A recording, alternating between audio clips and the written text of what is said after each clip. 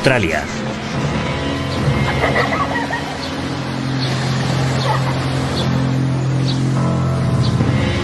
Calabria, en el sur de Italia, es una región de turbulenta historia.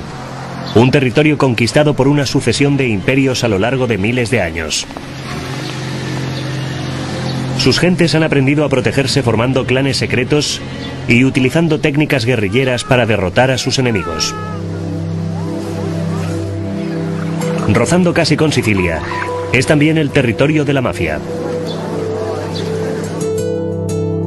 En el centro de la región está la localidad montañesa de Platì, apodada Capital de los Secuestros, en Italia, donde el nieto del multimillonario del petróleo J. Paul Getty fue retenido como rehén. Los secuestradores le seccionaron una oreja y la mandaron a un periódico. Durante casi un siglo, muchas familias han huido de la pobreza de Platì y han emigrado a Australia, concretamente a la próspera ciudad de provincias de Griffith, en Nueva Gales del Sur. Entre ellos, algunos miembros de una sociedad secreta llamada La Familia o la Ndrangheta, la Honorable Sociedad.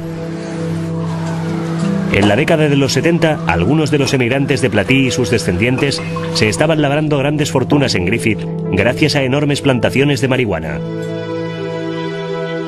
Hasta que un buen hombre, Donald Bruce Mackay, decidió plantarles cara. Mackay, un pequeño empresario muy trabajador y candidato político, se pronunciaba siempre decididamente contra el negocio de la droga. Ignorando los anónimos que amenazaban con incendiarle el negocio o incluso con matarle, siguió denunciando aquella actividad ante el gobierno y los medios de comunicación. Hasta que la combinación de varios policías corruptos, un político inmoral y unos criminales despiadados acabaron finalmente acallándole en lo que se ha dado en llamar el primer asesinato político en Australia. La desaparición de Donald Mackay. La ciudad de Griffith, aquí en Nueva Gales del Sur, es el centro de uno de los distritos agrícolas más productivos de Australia, una zona llamada Murrumbidgee.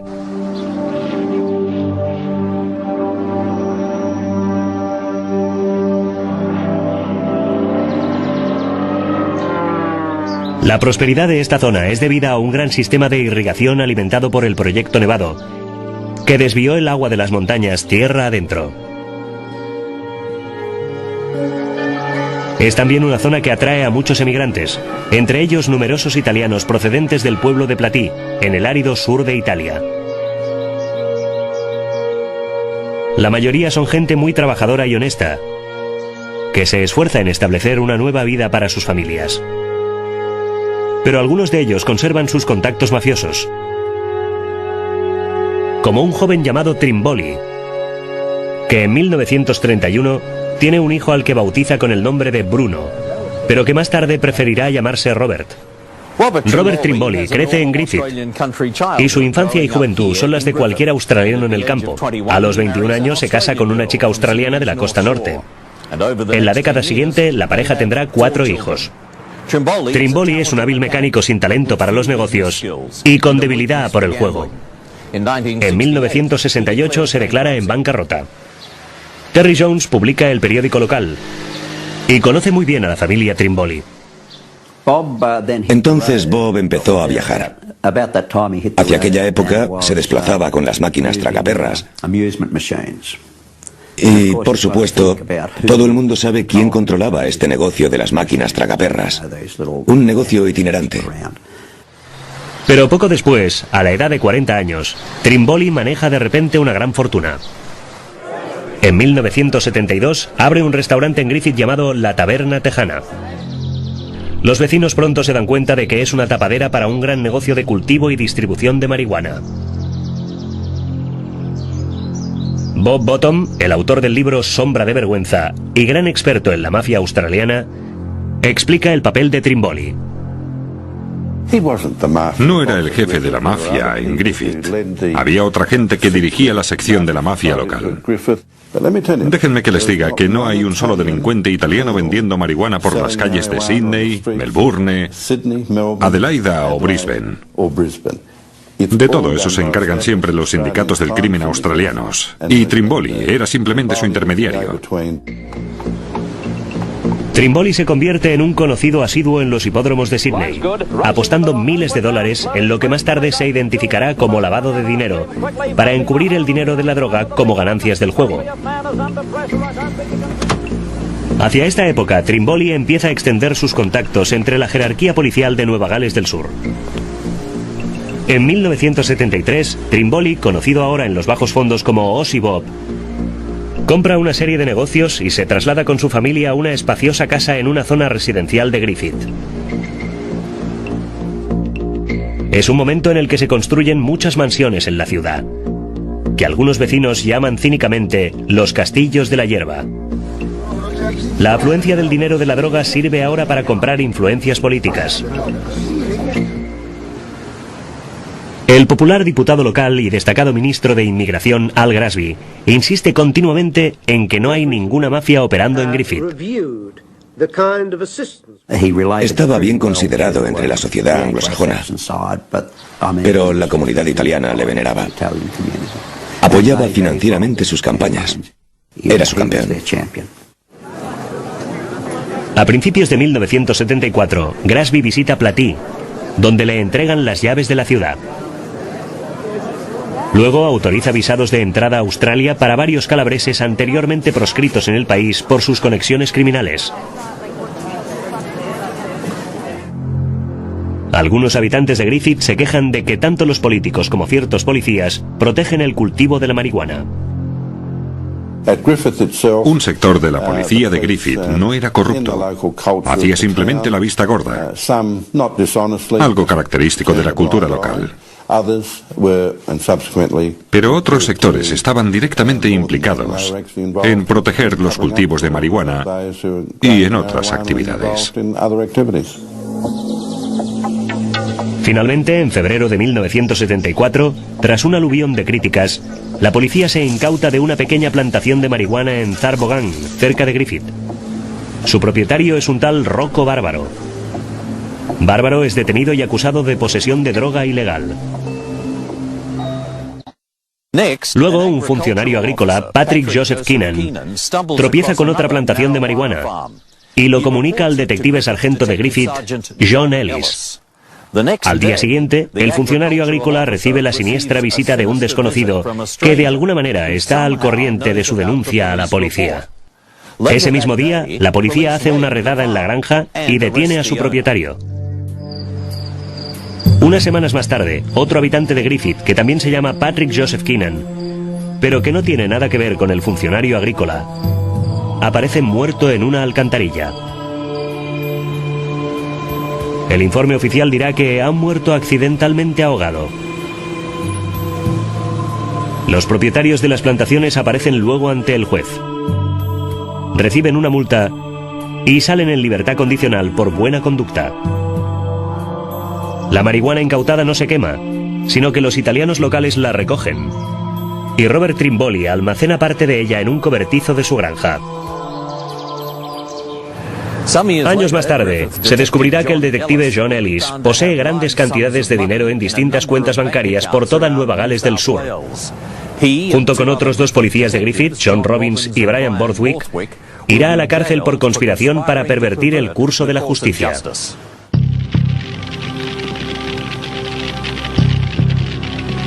Los propietarios de las plantaciones de cannabis parecen ser intocables, pero las primeras redadas policiales marcarán el principio de una firme oposición a sus actividades.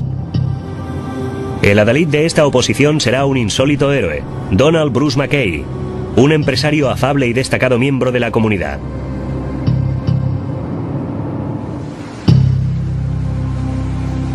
Pero nadie está preparado para los acontecimientos que están a punto de conmocionar a toda la nación.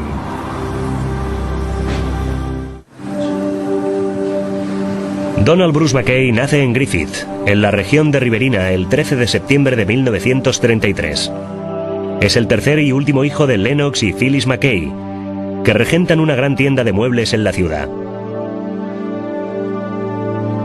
Tras estudiar en Sydney, regresa a Griffith y empieza a trabajar con su hermano en el negocio familiar. 2 años más tarde se casa con Barbara Dearman. Es un hombre bien plantado y un buen deportista. En particular le gusta jugar el squash y correr. Donald y Bárbara tienen 4 hijos y están involucrados en muchas actividades de la iglesia, así como en varias organizaciones sociales. El hijo de Don McKay, Paul, recuerda la época en que su padre se presentó como candidato del Partido Liberal en distintas elecciones. Papá empezó a involucrarse en la política a finales de los años 60, principios de los 70, y se presentó en las elecciones para el Parlamento estatal creo que unas 3 veces, y para el Parlamento federal quizás 2 veces, según creo recordar. No resultó elegido, pero obtuvo un respetable número de votos, y en las elecciones federales de 1974, el candidato del Partido Nacional ganó en parte gracias a él. El candidato derrotado por la preferencia de McKay en aquellas elecciones de 1974 no es otro que el popular político laboralista local y ministro de Inmigración, Al Grasby. Cuando Al fue derrotado en las elecciones, los italianos lloraron en las calles de Griffith. Durante su campaña, los votantes manifestaban constantemente a McKay su preocupación por el efecto de la industria de la marihuana en la juventud local. En cuanto empezó a hablar públicamente de los efectos de las drogas entre los jóvenes, la gente empezó a proporcionarle información confidencial sobre lo que estaba ocurriendo en Griffith. Así fue como empezó a interesarse en el negocio de la marihuana. Bárbara McKay también está indignada por lo que está sucediendo y escribe una carta de protesta al periódico local en junio de 1974.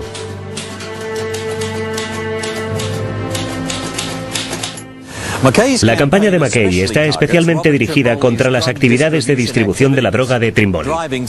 Un día, este circula en coche por las calles de Griffith y grita una advertencia a un agente de policía con el que se cruza. Le gritó: si ese cabrón de McKay no deja de meterse con mis hijos, con el sustento de mis hijos, le pegaré un tiro. Eso es lo que dijo. Y es la única vez en que Bob perdió así los papeles, cuando le gritó eso al detective. Dile al cabrón de McKay que nos deje en paz o le pegaré un tiro. Es imposible que llegara a hacer lo que dijo, pero estaba realmente furioso. McKay empieza a recibir otras amenazas. Le dijeron: si sigues así, vamos a quemarte. Vamos a quemarte. Vamos a quemar tu negocio. Pero no estamos en Platí, y Don McKay no es un hombre que se deje intimidar fácilmente. Durante el año 1975 sigue agitando contra los señores de la droga y recibe cantidad de información confidencial de sus partidarios.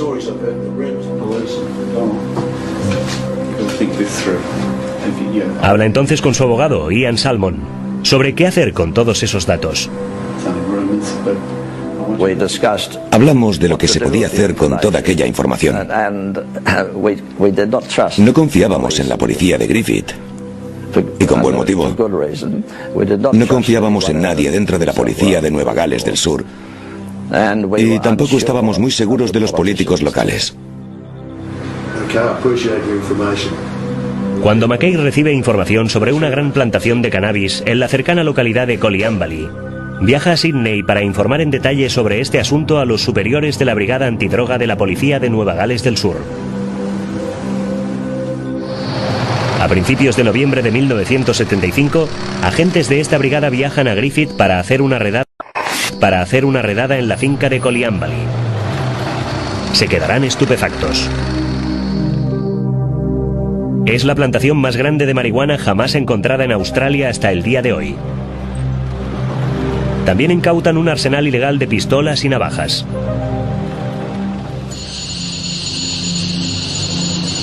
Un total de 5 hombres serán detenidos y acusados, entre ellos un tal Francesco Sergi. Cuando el caso Coleambally llega a los tribunales 18 meses después, en marzo de 1977, todos los acusados, excepto Francesco Sergi, serán declarados culpables y condenados a cortas estancias en la cárcel. Tras unos 10 días de juicio, se supo que uno de los miembros del jurado estaba emparentado con uno de los acusados, Francesco Sergi, Pero en lugar de suspender el juicio, se siguió adelante con este jurado, emparentado con uno de los acusados. Se ordena entonces la celebración de un nuevo juicio contra Francesco Sergi. Pero unos meses más tarde se retiran todos los cargos en su contra. El juicio del caso Colliambali, sin embargo, tendrá repercusiones más duraderas. Durante el proceso, aparece el nombre de Don McKay como la persona que ha informado en detalle a la policía de Sydney sobre la enorme plantación de marihuana. Robert Trimboli sabe ahora que McKay es el informante de la policía. Recuerdo que el periodista de mi periódico, encargado de cubrir el caso, regresó aquel día del tribunal y me dijo: creo que acaban de firmar la sentencia de muerte de Don McKay. Así de sencillo.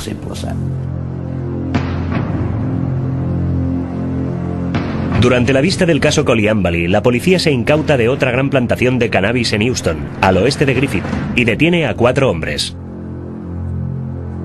Las 2 redadas le han costado a Trimboli unos 90 millones de dólares, lo que equivaldría a centenares de millones en la actualidad.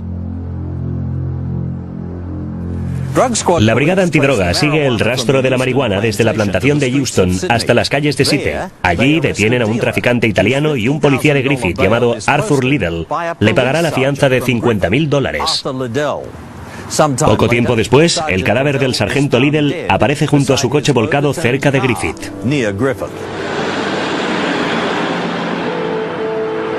El viernes 8 de julio salta la noticia en Griffith de que se han retirado los cargos contra Francesco Sergi, que no será juzgado por el caso Colliambali.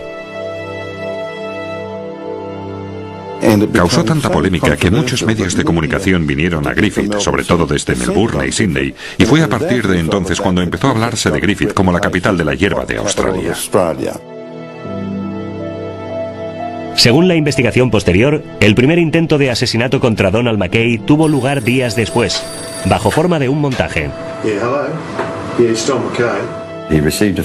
Recibió una llamada telefónica de un tal Ray Adams, que le dijo que quería encontrarse con él en Jerilderie para comprar mobiliario y revestimientos del suelo para amueblar toda una casa. McKay acepta desplazarse hasta Jerilderie, pero el día señalado, el martes 12 de julio, está demasiado ocupado con otros asuntos y manda en su lugar a su comercial, Bruce Pershaus. El representante se dirige hacia Jerilderie en el llamativo Ford dorado de McKay. Tiene la suerte de invitar a su suegro para que le haga compañía durante el viaje, algo que sin duda le salvará la vida. Habíamos quedado en encontrarnos enfrente del motel Flag Inn de Jerilderie, que está al lado de la oficina de correos. Llegamos allí y nos pusimos a esperar. Esperamos y esperamos y no se presentó nadie. Mientras estábamos allí sentados, había un coche aparcado a la derecha, al otro lado de la calle, enfrente de las canchas de tenis. Y al cabo de un rato, aquel coche Falcon blanco arrancó y vino a situarse a nuestra izquierda, a 2 plazas de coche de distancia, enfrente de correos. De hecho, giré el retrovisor para observar al conductor y recuerdo que se lo comenté a mi suegro. Le dije: caray, ¿qué pinta tiene ese? Y al cabo de un rato, aquel tipo salió de su coche y entró en correos con un gran sobre en la mano. Iba de 21 botones, con un traje azul a rayas marrones y el pelo empapado de brillantina. Salió y se quedó parado en las escaleras de la entrada y miró a su alrededor. Nos miró a nosotros. Nosotros le miramos a él. Y entonces volvió a subir a su coche. Se quedó allí sentado un par de minutos. Hizo marcha atrás y se marchó en dirección de Griffith. McKay no da importancia al incidente. Cree que solo ha sido una broma. Pero como lo demostrará una investigación posterior, es en realidad parte de una iniciativa para asesinarle. Es el viernes 15 de julio de 1977 y Don McKay se dirige a su tienda de muebles. Aquel viernes me fui a almorzar con mamá y mi hermano pequeño y papá. Fue un almuerzo estupendo y fue la última vez que vi a mi padre. McKay ha quedado en volver a casa hacia las 7 de la tarde para cuidar de su hijo pequeño, porque Bárbara tiene que salir. Diga. Barb, soy yo.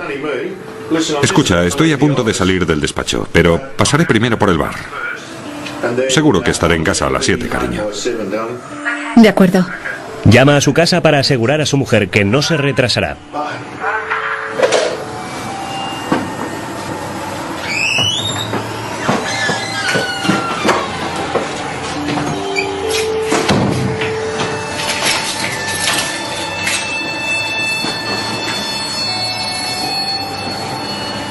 Hacia las 5:30 cierra la tienda y se dirige en coche hacia el cercano Hotel Griffith para tomar una copa en el bar.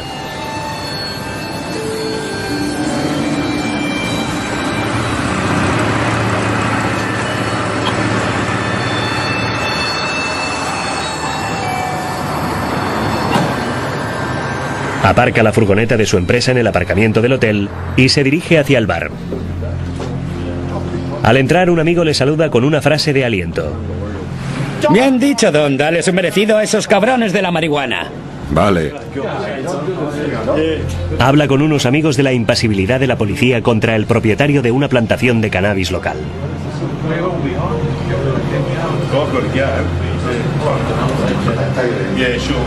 Hacia las 6:30 entra en una tienda para comprar vino. Un cartón de Riesling, por favor.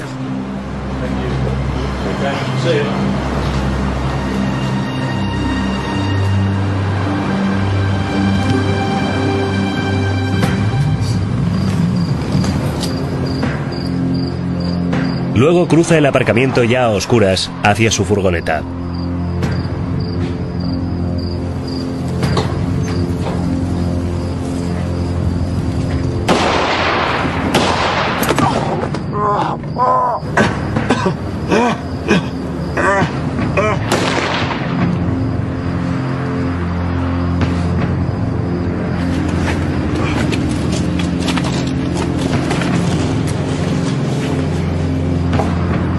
Todo indica que es entonces cuando le disparan y le meten en el maletero de un coche para llevárselo de allí.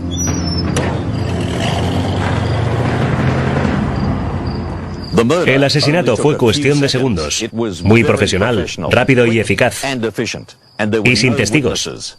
Pero en un despacho de aquel edificio, el contable Roy Binks estaba trabajando y oyó algo en el aparcamiento.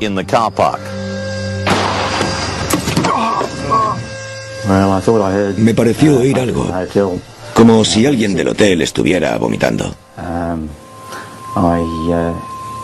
Oí lo que me parecieron ser gemidos.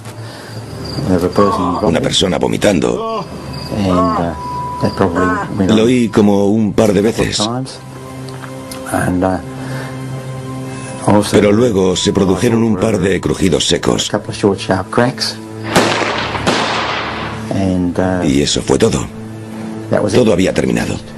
En ciertas ejecuciones, el cadáver se deja deliberadamente en el lugar del crimen como mensaje para otros. Es decir, cuando ejecutan a uno de los suyos. Pero cuando asesinan a algún inocente que les molesta, no quieren que se encuentre su cuerpo, porque así será más difícil que les sigan el rastro. A pesar de la eficacia del asesinato, resultará ser un error enorme para sus inductores. Griffith está a punto de convertirse en el punto de mira de la opinión pública nacional. Y por desgracia, lo que ocurrió aquí, en este aparcamiento, marcará para siempre a esta ciudad con un vergonzoso estigma.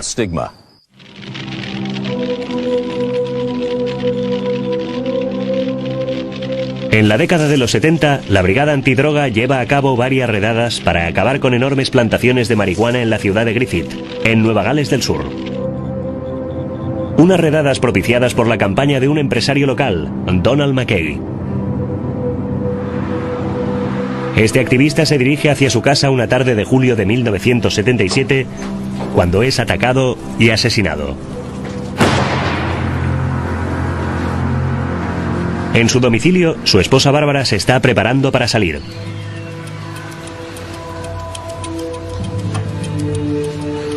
Cuando dan las 7 y su marido no aparece, empieza a preocuparse.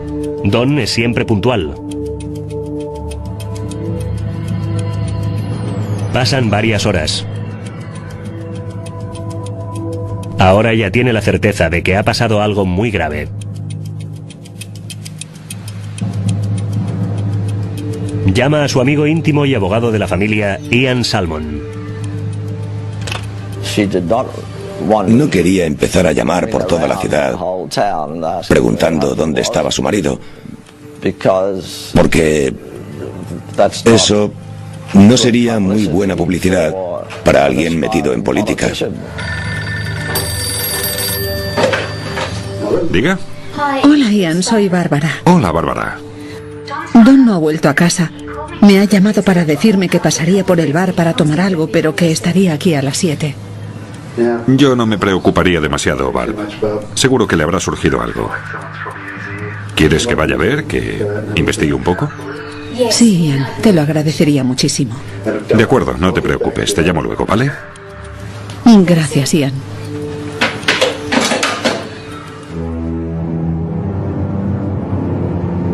Salmon sale a buscar por la ciudad para ver si encuentra el coche de Don. Al mismo tiempo, su hijo Paul está en el centro, con unos amigos, y no tiene ni idea del drama que está teniendo lugar.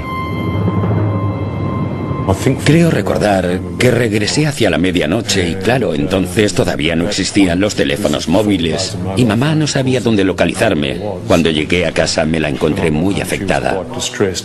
Mamá, ¿qué pasa? Tu padre ha desaparecido. ¿Qué quieres decir con eso?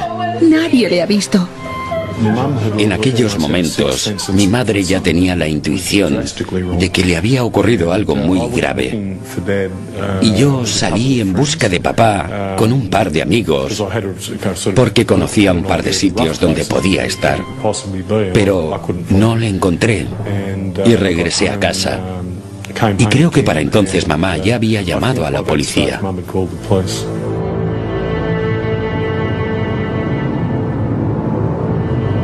El abogado Ian Salmon sigue buscando y hacia la 1 de la madrugada encuentra la furgoneta de McKay en el aparcamiento del Hotel Griffith.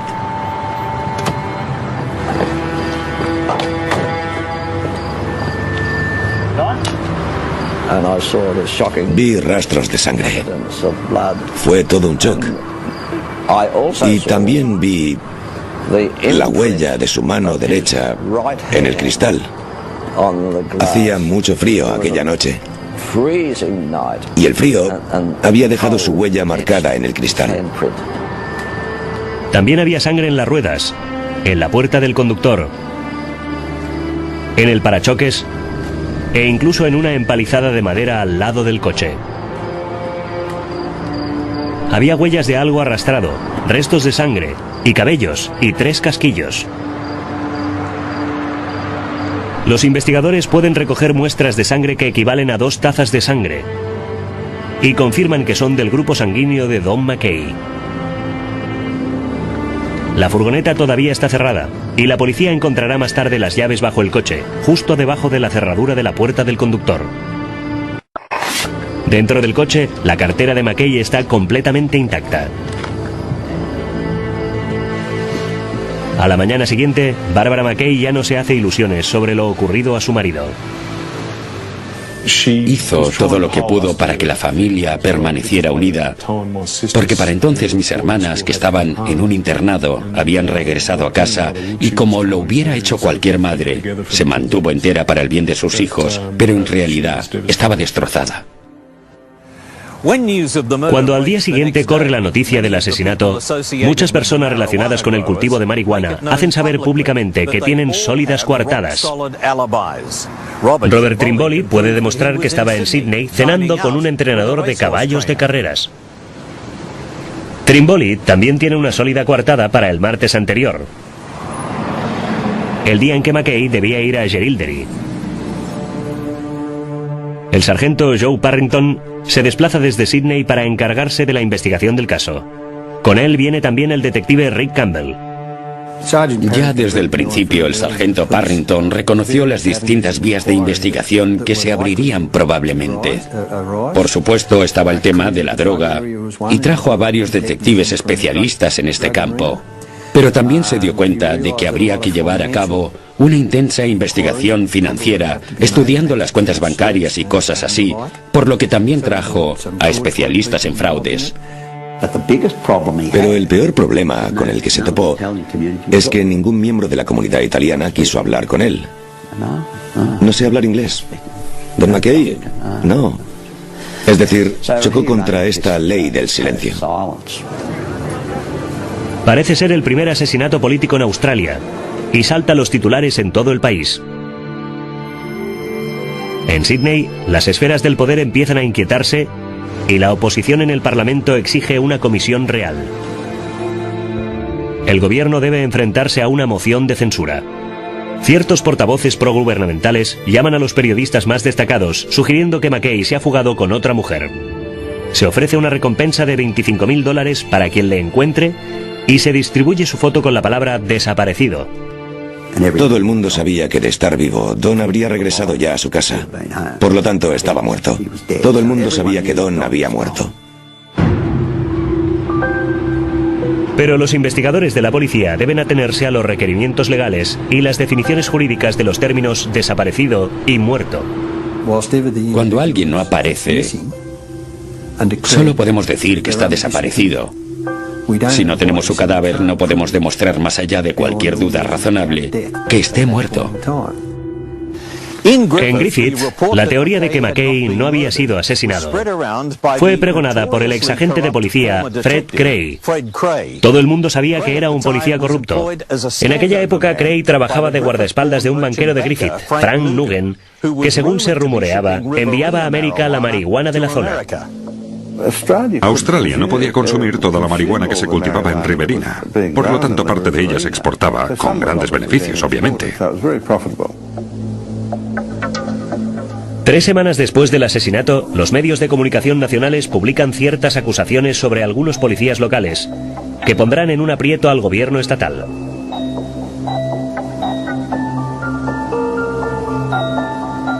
El primer ministro del estado, Neville Wran, ya no puede permanecer impasible y ordena una comisión para investigar el tráfico de drogas en Nueva Gales del Sur.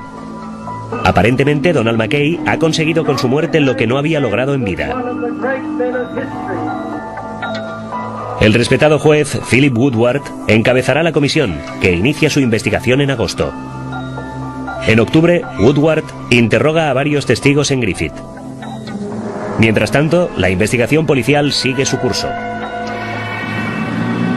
En octubre de 1979, tras 2 años de investigaciones y deliberaciones, el informe final de la comisión de Woodward se presenta ante el Parlamento estatal. El informe concluye que la organización criminal secreta de Calabria, conocida como Honorable Sociedad, ha organizado un lucrativo negocio de cultivo de marihuana y es responsable de la desaparición y asesinato de Donald McKay. Woodward menciona a 6 personas como miembros influyentes de la sociedad.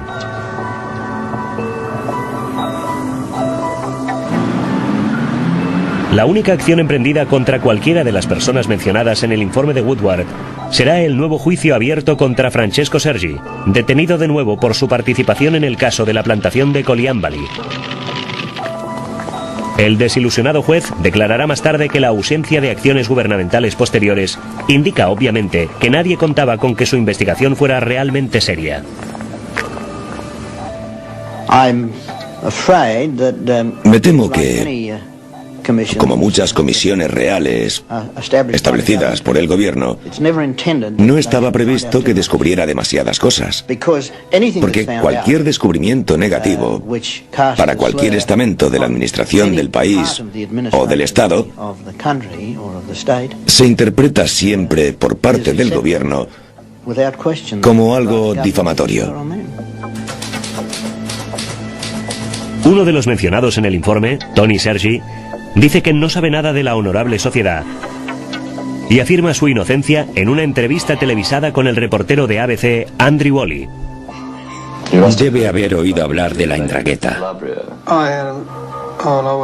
Era muy joven cuando salí de Calabria. Tenía 17 años.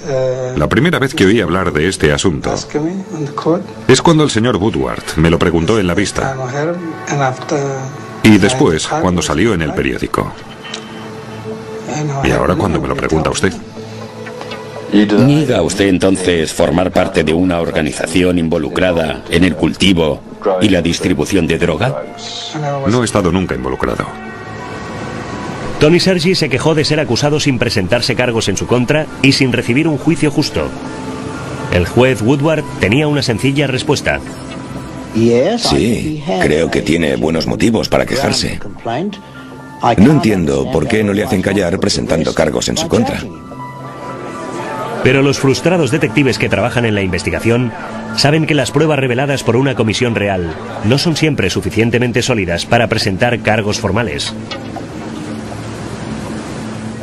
Simplemente carecíamos de pruebas. Mientras tanto, la investigación policial no parece estar haciendo grandes avances para encontrar al asesino. Pero entonces, un golpe de suerte permitirá a la policía de Victoria hacerse con un confidente. Es un socio de Robert Trimboli, que está dispuesto a romper la mafiosa ley del silencio. Una comisión ha establecido que la honorable sociedad ha ordenado el asesinato de Don McKay. En 1979, sin que nadie sea procesado todavía por el asesinato de su marido, la indignada Barbara McKay decide entrar en acción. Con la colaboración de la escritora Leslie Hicks, escribe un libro sensacional llamado El vergonzoso silencio, que se convierte en un éxito de ventas instantáneo. Griffith vuelve a ser noticia, y Al Grasby vuelve a estar involucrado. Al Grasby reaccionó enseguida, en colaboración con Bob Trimboli, y divulgó un documento mediante un artículo sensacionalista publicado en un periódico de Sydney, según el cual aceptaba la teoría de que McKay había sido asesinado, pero afirmaba que en realidad había sido víctima de su propia familia. Algo descabellado. La acusación provocó una oleada de protestas y finalmente Grasby fue acusado y condenado por difamación criminal. Hace 11 años, cuando empezó todo este asunto, yo era inocente. Es decir, era inocente hace 11 años, era inocente hace 6 años, soy inocente hoy y por supuesto presentaré una apelación. Grasby apeló el veredicto y fue más tarde absuelto, pero su reputación quedó hecha trizas. Tantos años defendiendo a los residentes en los castillos de la hierba no habían transcurrido en balde.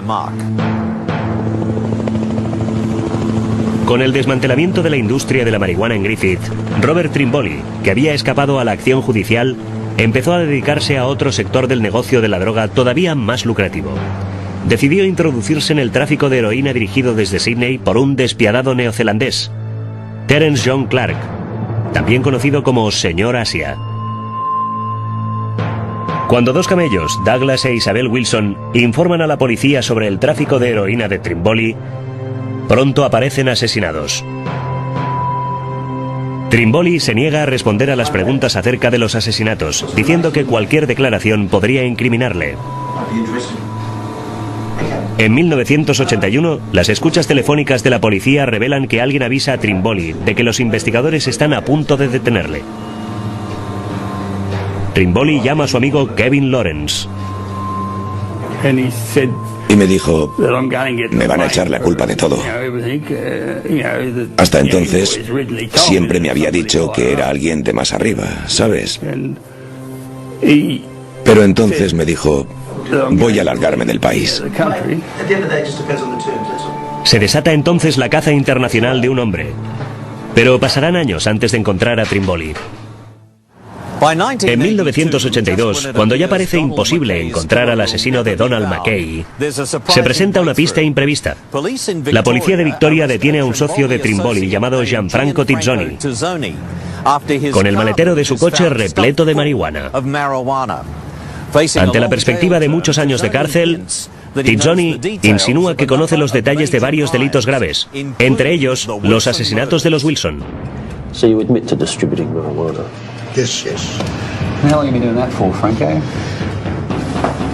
Inmediatamente los inspectores de Victoria se encargan de protegerle y empiezan a sonsacarle todo tipo de información.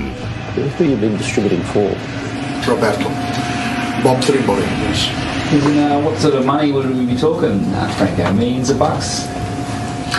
Les dice que ha estado distribuyendo marihuana en Victoria para Robert Trimboli desde 1971.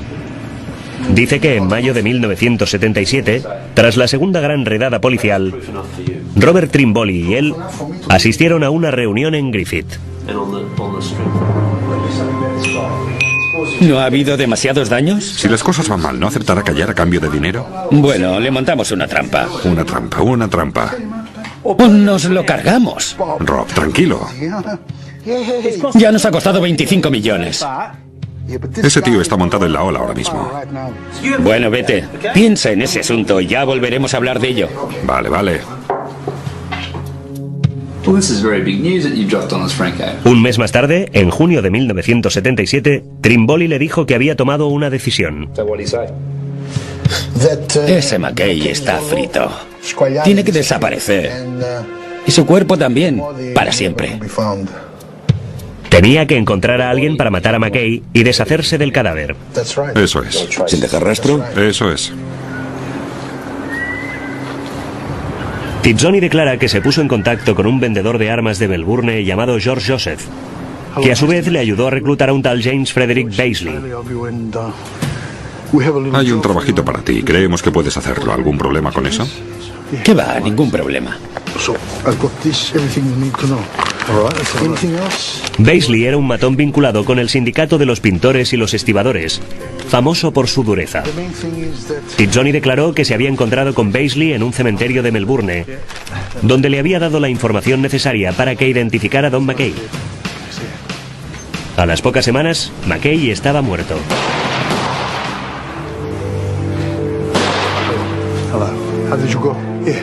Tizzoni dijo que entonces había pagado a Baisley $10,000 en efectivo.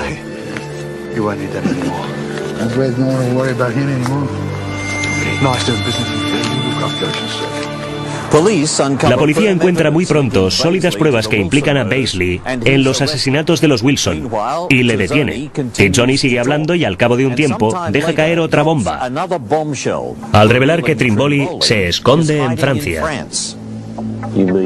¿Robert Trimboli? Robert Trimboli, eso es. ¿Puedes decirnos dónde se encuentra ahora mismo? El detective sargento John McCaskill de los servicios secretos de Victoria recuerda aquel momento. Tizzoni se brindó a viajar a Francia, pagarse su propio billete y hacerle una visita a Trimboli. Regresó con el nombre que estaba utilizando Trimboli. Creo que era White. Tenía el número de matrícula de su coche, el modelo, la dirección de su domicilio. Sabíamos exactamente dónde estaba Trimboli. Pero antes de que se pueda proceder a la detención de Trimboli, los altos mandos policiales de Victoria deciden que sus inspectores parecen estar intimando demasiado con Tizzoni. Ordenan que se le detenga de inmediato bajo los cargos de conspiración para asesinar a Donald McKay. Así pues, le llevaron de nuevo a Melbourne, donde fue acusado formalmente. Pero en cuanto la noticia se publicó en la prensa, Trimboli huyó enseguida de Francia. Trimboli tomó un avión hacia Irlanda, pero fue detenido al aterrizar. Un grupo de policías federales de Nueva Gales del Sur y de Victoria viajaron enseguida a Europa con toda la documentación necesaria para pedir su extradición. Sin embargo, el fugitivo reunió un impresionante equipo jurídico y consiguió escapar. Por desgracia, ciertos defectos de forma en el arresto de Trimboli en Irlanda le permitieron salir en libertad. La policía australiana no está capacitada para seguir o volver a detener a Trimboli, que rápidamente huye a España. Allí vive exiliado durante 5 años. Finalmente, en mayo de 1987, muere a la edad de 56 años. Sus restos mortales son trasladados a Australia. Pero incluso después de muerto, el nombre de Robert Trimboli sigue estando asociado con la violencia.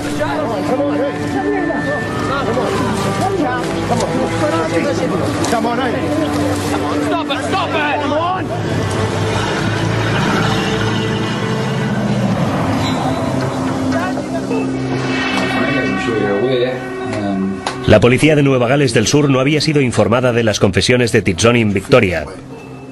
Y cuando finalmente llega a su conocimiento, el detective de Nueva Gales del Sur, Joe Parrington, se pone furioso. No podíamos arriesgarnos a que se enterara nadie, ni siquiera en Victoria podíamos arriesgarnos a que se enterara nadie, porque es demasiado peligroso. Y la vida del confidente está siempre en peligro. Lo hemos visto en los últimos años. Varios confidentes han sido asesinados, por eso lo mantuvimos tan en secreto. Armada con las declaraciones de Tizzoni, la policía de Nueva Gales del Sur inicia una nueva búsqueda del cuerpo de Mackay. Otras investigaciones nos indicaron entonces que lo más probable era que se hubieran deshecho del cadáver en el río Murray, por lo que empezamos a registrarlo con un equipo de buzos. Yo creo que lo ha enterrado. Siempre he tenido la intuición de que debía estar por Picnic Point, cerca de Griffith. Sin nuevas pistas, y con Beisley, Tizzoni y el vendedor de armas Joseph detenidos en Melbourne, la policía de Nueva Gales del Sur envía sus expedientes al juez de instrucción. Y por fin se inicia la tan esperada investigación judicial. 7 años después del asesinato, que llega a la conclusión de que Mackay fue probablemente asesinado por querer desenmascarar el negocio de la marihuana en Griffith. Mientras tanto, en Melbourne, Beisley, Joseph y Tizzoni comparecen ante el juez de instrucción, acusados de conspiración para asesinar. El comercial de Mackay, Bruce Pershaus, llamado a declarar, identifica a Beisley como el hombre que vio esperando encontrarse con Mackay en Jerilderie 3 días antes del asesinato.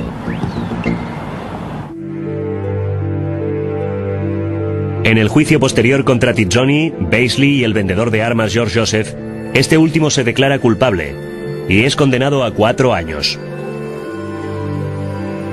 Tizzoni también se declara culpable y es condenado a 8 años. Sale luego en libertad condicional, entra en un programa de protección de testigos y muere años más tarde en Italia. Beisley fue declarado culpable de haber asesinado a los Wilsons y de conspiración para asesinar a Don Mackay y condenado a cadena perpetua. Salió en libertad condicional a la edad de 75 años, tras haber cumplido 15 años de cárcel. A pesar de todas las pruebas, Beisley siempre ha insistido en que ha sido víctima de un montaje y sigue afirmando hoy en día que no tuvo nada que ver con los asesinatos.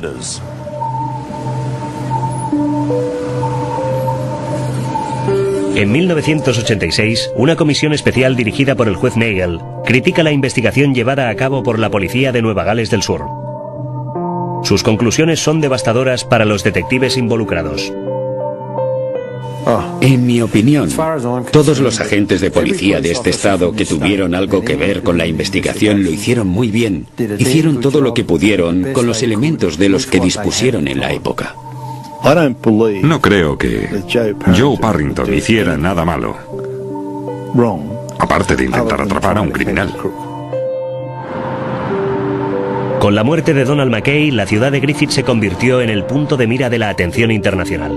El mundo estaba fascinado con el misterio. En cierta ocasión, incluso el famoso entrevistador David Frost se desplazó hasta allí para hablar con Barbara Mackay. Pero a pesar de toda la atención y su dañina influencia, todavía hay algunos habitantes de la zona dispuestos a conservar la cultura mafiosa de la violencia y la venganza.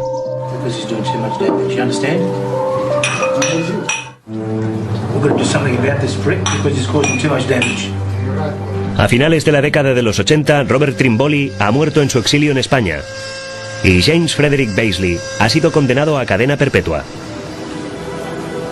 Pero la ciudad de Griffith todavía está mancillada por el asesinato de Don Mackay. Sus habitantes señalan con razón que las familias mafiosas no son más que un porcentaje muy bajo de los inmigrantes italianos y sus descendientes, que han contribuido al desarrollo de Griffith como una ciudad próspera y moderna. Tom Marriott, amigo de la familia McKay, afirma que su contribución no se reconoce como se merecen. Griffith solo ha podido desarrollarse y florecer hasta este punto gracias a la gente que vino de fuera. Gente que trabaja muy duro para montar un negocio. Y cuando ya están bien establecidos, entonces empiezan a involucrarse a fondo en otras cosas. Y esta gente no tiene nada que ver con las drogas. Sin embargo, en Griffith todavía se producen asesinatos mafiosos de vez en cuando. En 1994, Rocco Medici y Giuseppe Furina fueron asesinados y lanzados al río Marrambici. Les habían atado las manos a la espalda, les habían disparado en el entrecejo y les habían cortado las orejas. En el 2003, 1 millar de policías italianos participaron en una redada en Platí y detuvieron a 220 supuestos mafiosos, entre ellos el alcalde, varios concejales, tanto en funciones como retirados, y el jefe de policía. Desde el asesinato de Don, Barbara McKay ha luchado para llamar la atención sobre este caso. Se plantean las preguntas de siempre y no sé si alguna vez tendrán respuesta. Algunas de ellas no la tendrán nunca. Ha sido un caso extraordinario. Quiero decir, las noticias generadas en Griffith hablan por sí mismas y fueron constantes durante una década. En mi opinión, el asesinato de Don McKay fue probablemente el crimen más grave. En todo caso, el crimen que más dio que hablar en Australia. Siempre se habló del caso, y sigue hablándose hoy en día, como del caso de la desaparición de McKay, nunca como asesinato. Porque en los 2 primeros años, cuando suscitó mayor atención de los medios estatales, nacionales e incluso internacionales, no se disponía de gran parte de las pruebas forenses posteriores. A veces resulta realmente difícil cuando vives aquí y quizás estás en algún acto público o algo tan sencillo como acudir a algún funeral y piensas, puede ser alguien que está sentado justo delante o detrás. Es muy duro. Siempre he creído que hay alguien ahí fuera que sabe algo y quizá no cree que sea importante o le da miedo hablar del tema. ¿Quién sabe? Estoy convencido de que Trimboli ordenó el asesinato. Ahora, si esta orden vino solamente de él o de más arriba, eso ya no lo sé. Pero sospecho que no fue él solo. Alguien más de la zona de Griffith. Creo que debería construirse un monumento conmemorativo para Don. Me encantaría ver un enorme monumento con Don y Bárbara cogidos de la mano, tal como les vi tantas veces en cualquier acto social. Nunca se evaporará la esperanza de encontrar el cuerpo de papá. Quiero decir, no me gusta la palabra cerrar, pero es que no hemos podido celebrar un funeral para papá y nos gustaría saber dónde está. 3 décadas después, la mafia, principal responsable real, no ha pagado todavía por ese asesinato.